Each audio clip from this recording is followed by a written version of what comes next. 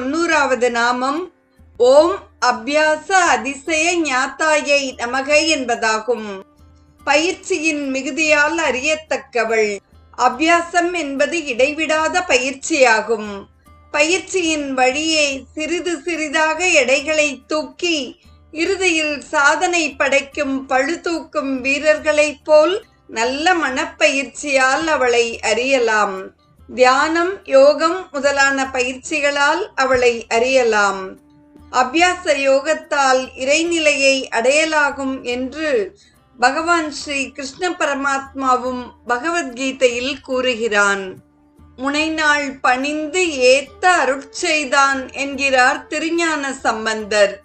பல பிறவிகளில் அவர் செய்த முயற்சியின் பயனாக அப்பிறவியில் அம்பிகையின் திருமுலை பாலுண்டு அனைத்தையும் அறியும் ஞான சம்பந்தரானார். ஸ்ரீ ராமகிருஷ்ண பரமஹம்சர் அண்மை காலத்தில் அத்தகைய இடைவிடாத அபியாசத்தால் தேவியை அறிந்தார், தரிசித்தார்.